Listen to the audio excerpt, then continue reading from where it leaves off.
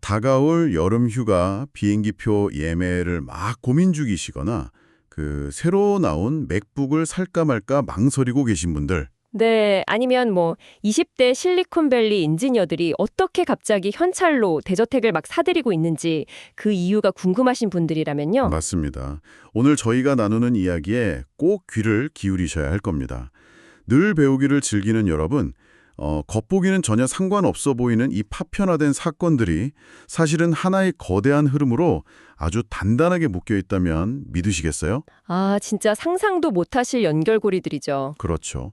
수많은 정보의 홍수 속에서 가장 핵심적인 인사이트만 쏙쏙 골라내는 오늘의 심층 분석에 오신 것을 환영합니다. 오늘 우리는 여러분의 지갑 사정과 글로벌 거시경제를 관통하는 아주 흥미로운 자료들을 한가득 쌓아두고 파헤쳐 볼 겁니다. 네, 오늘 준비된 소스들을 저도 쭉 훑어보면서 참 놀랐습니다. 지구 반대편의 그 지정학적 위기가 어떻게 여러분의 일상적인 소비를 뒤흔들고 나아가서 수조 원이 움직이는 사모시장의 판도까지 바꾸고 있는지 그 인과관계가 아주 노골적으로 드러나고 있거든요. 바로 그 지점을 오늘 낱낱이 해부해 볼 텐데요. 본격적으로 들어가기 전에 우리의 미션을 짧게 브리핑해 드리겠습니다. 2026 3월 4일 현재 우리는 중동의 지정학적 위기가 당장 항공권 가격표를 어떻게 바꾸고 있는지 살펴볼 거고요. 그리고 실리콘밸리의 AI 붐이 만들어낸 그 수백억대 벼락부자 엔지니어들의 이야기, 또 그 화려한 파티의 청구서가 왜 우리가 새로 살 전자기기 가격 인상으로 돌아오고 있는지도 분석해야죠. 네, 마지막으로 이 모든 변화가 IT 인프라 기업과 사모시장에 어떤 거대한 지갑 변동을 일으키는지까지 연결해 보겠습니다. 아, 참. 그리고 시작하기 전에 청취자 여러분께 한 가지 명확히 짚고 넘어가야 할 중요한 점이 하나 있습니다. 네, 아주 중요한 부분이죠. 오늘 분석할 자료 중에는 미국과 이스라엘의 이란 목표물 타격과 관련된 그 중동 위기 상황이 포함되어 있는데요. 저희는 이 복잡한 국제 정세 속에서 어떠한 정치적 입장이나 특정 국가의 편을 전혀 들지 않습니다. 맞습니다. 오직 제공된 자료에 나타난 경제적 팩트들, 그러니까 상선의 정박 상태나 해협 봉쇄 위협 같은 객관적인 데이터만을 전달하고요. 이것이 글로벌 시장과 우리 일상에 미치는 파급 효과만을 분석한다는 점을 꼭 기억해 주셨으면 합니다. 네, 우리는 철저히 팩트와 시장의 반응에만 집중할 겁니다. 자, 그럼 이 복잡한 퍼즐을 하나씩 풀어보죠. 첫 번째 주제는 지정학적 도미노입니다. 기사들을 보면 미국과 이스라엘의 타격 이후에 중동 상황이 극도로 긴장되어 있잖아요. 네, 특히 글로벌 석유 공급의 심장부라고 할 수 있는 호르무즈 해협이 문제의 중심에 섰습니다. 여기가 페르시아만과 아라비아해를 잇는 아주 좁은 바닷길인데 전 세계 해상 원유 수송량의 무려 3분의 1, 그리고 전 세계 전체 원유의 5분의 1이 이 좁은 목구멍을 통과하거든요. 맞습니다. 그런데 이란이 해협 봉쇄를 위협하면서 이곳을 지나려던 그 거대한 상선들이 옴짝달싹 못하고 아랍에미리트 해안에 정박해서 발이 완전히 묶여버린 상황입니다. 여기서 정말 흥미로운 포인트가 나오는데요.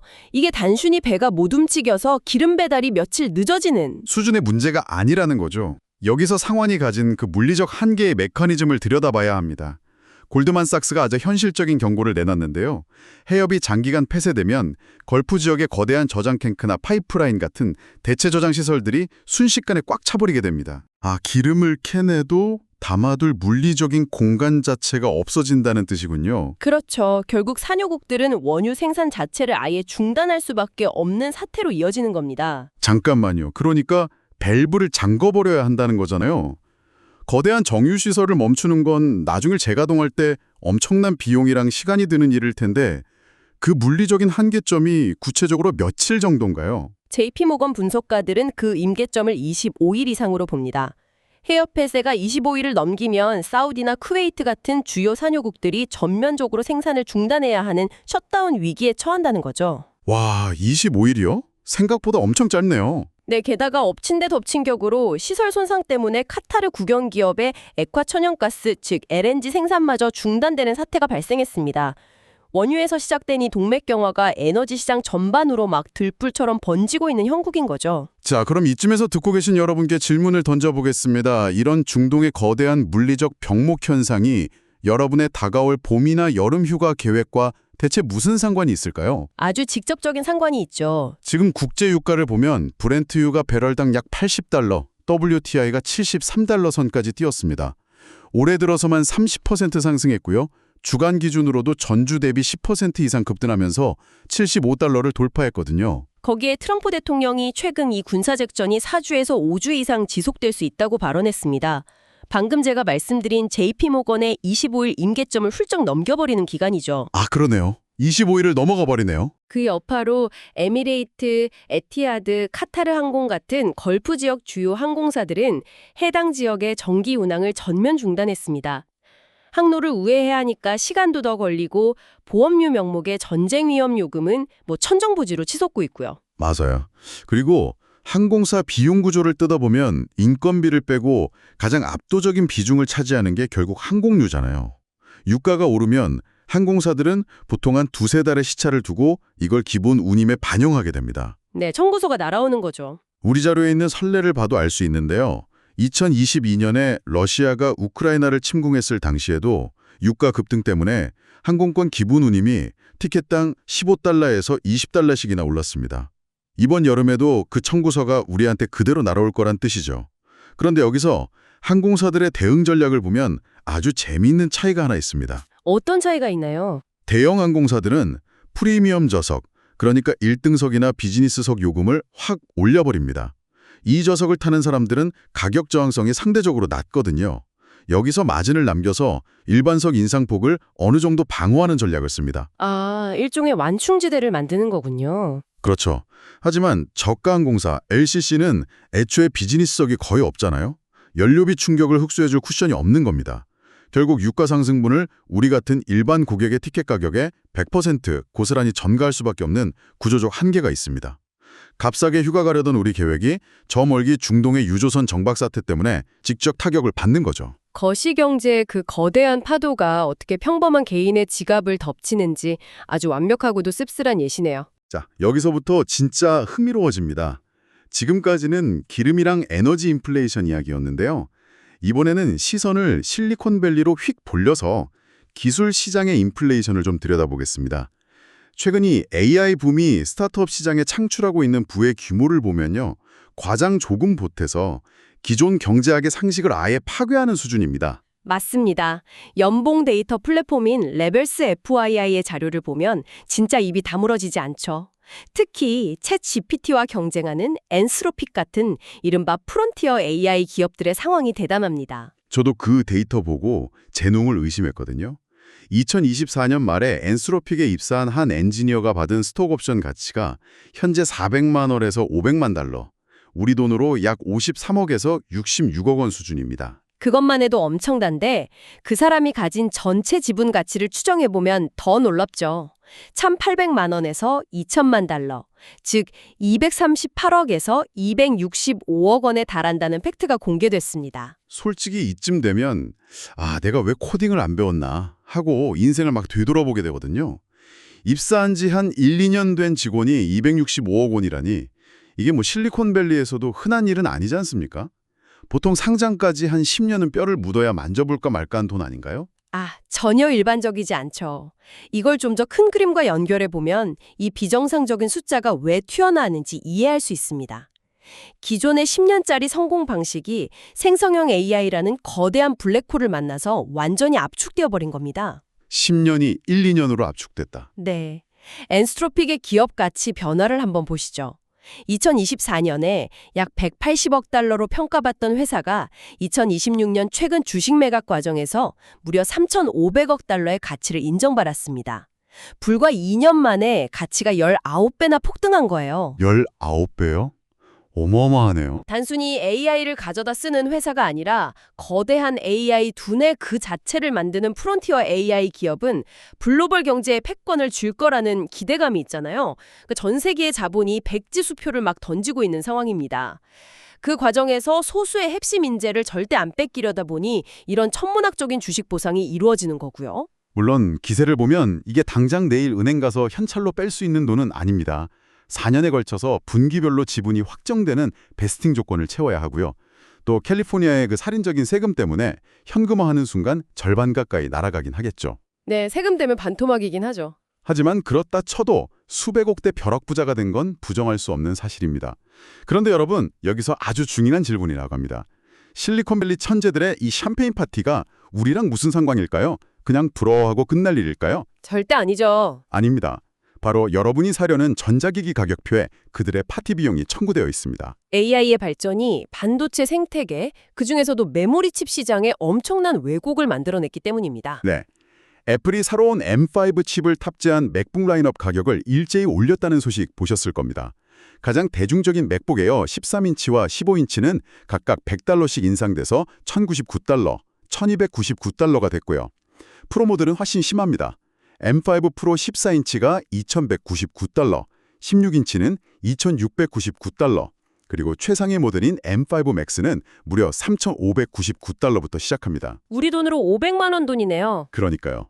이메일 확인하고 넷플릭스 보려고 3호 대출이라도 받아야 할 판입니다. 애플이 갑자기 이렇게 가격을 확 올려버린 진짜 이유가 뭔가요? 바로 전 세계적인 메모리칩 부족 현상 때문입니다. 인공지능이 이렇게 몇천억 달러 규모로 팽창하면서 거대한 언어 모델을 학습시키거나 수많은 이미지를 생성하려면 어마어마한 양의 고성능 메모리가 필요하거든요. 공장들이 다 AI용 메모리만 찍어내고 있겠네요. 빙고! 글로벌 반도체 공장들이 AI 서버용 메모리를 찍어내는 데만 혈안이 되어 있다 보니까 우리가 쓰는 일반 노트북이나 스마트폰에 들어갈 소비자용 메모리 공급이 턱없이 부족해진 겁니다. 베스트바이의 CEO가 최근에 비용 인플레이션과 공급 불확실성을 아주 공식적으로 경고한 것도 바로 이 지점이고요. 지난 1월에 애플 팀쿡 CEO도 메모리 가격 상승 압박을 언급했었죠. 네, 맞습니다. 그래서 여기서 애플의 아주 영리한 혹은 어떻게 보면 약간 얄미운 가격 전략이 돋보이더라고요. AI 구동을 위해서 고성능 메모리가 듬뿍 들어가야 하는 맥북 라인업은 가격을 대폭 올렸지만 반대로 대중들의 심리적 저항이 엄청 심한 아이폰 17이나 아이패드 에어 같은 제품군은 가격을 동결했습니다. 선택적 가격 인상이네요. 네, 소비자 불만은 최소화하면서 마진은 확실히 챙기겠다는 아주 치밀한 계산인 거죠. 결국 AI가 만드는 이 천문학적인 부의 이면에는 우리가 매일 쓰는 전자기기의 부품 인플레이션이라는 대가가 숨어 있었던 셈입니다. 아주 예리하십니다. 자, 이제 이 에너지 위기와 AI 인플레이션이 거시경제의 심해에서 어떤 거대한 지각 변동을 일으키고 있는지 시야를 좀 더 깊은 곳으로 옮겨보죠. 바로 거대한 기관 자본이 움직이는 사모시정입니다. 여기서 지금 아주 심상치 않은 경고음이 울리고 있거든요. 세계 최대 대체 투자 민흥사 중 하나인 아폴로의 CEO 마크 로완이 언급한 그 쉐이크아웃 현상 이야기군요. 시장의 판이 뒤집히고 약자들이 막 털려 나간다는 뜻인데 구체적으로 어떤 시장에서 이런 일이 벌어지고 있는 건가요? 폭풍의 눈은 바로 사모신용시장입니다. 쉽게 말해서 은행이 아니라 사모펀드나 기관이 기업에 직접 돈을 빌려주는 비은행 대출 시장인데요. 최근 몇 년간 이 시장이 진짜 어마어마하게 커졌습니다. 그런데 지금 이 시장이 세 가지 거대한 암초를 만났어요. 첫째는 아까 다룬 중동 지정학적 위기, 둘째는 떨어지지 않는 끈적한 고물가, 인플레이션, 그리고 세 번째가 가장 치명적인데요. 세 번째가 뭔가요? 바로 AI로 인한 소프트웨어 산업의 파괴적 변화에 대한 공포입니다. 잠깐만요. 그 AI가 똑똑해지는데 왜 대출 시장인 사모신용 시장이 무너진다는 거죠? 그 연결고리가 선뜻 이해가 안 가는데요. 비유를 하나 들어볼게요. 어떤 사모펀드가 수백억 원을 대출해준 전통적인 B2B 소프트웨어 기업이 있다고 가정해보죠. 이 회사는 다른 기업들의 복잡한 데이터를 수작업으로 싹 정리해주고 한 달에 $10,000씩 구독료를 받습니다. 아주 쏠쏠했죠. 네네, 전통적인 사스 모델이네요. 그런데 어느 날 챗GPT 같은 생성형 AI가 등장하더니 그 똑같은 데이터 정리 작업을 한 달에 $20짜리 플랜 하나로 끝내버리는 겁니다. 와, $20요? 완전히 게임 체인저네요. 그럼 그 기존 소프트웨어 기업은 순식간에 매출이 다 날아가 버리겠네요? 바로 그겁니다. 투자자들 사이에 근본적인 회의감이 번진 거예요. 이 전통적인 소프트웨어 기업들이 과연 2, 3년 뒤에도 대출 이자를 갚고 살아남을 수 있을까? 불안해진 투자자들이 어떻게 행동할까요? 거대 펀드인 블랙스톤이나 블루아울 쪽에 내 돈 당장 돌려달라면서 자금 인출, 즉 환매 요청을 막 쏟아내고 있습니다. 아, 그래서 주가 타격이 그렇게 엄청났던 거군요.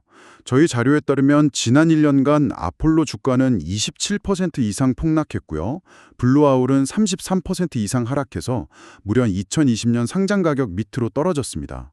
RS 매니지먼트의 CEO도 이런 쉐이크아웃을 인정하면서 철저한 분산 투자를 엄청 강조했고요.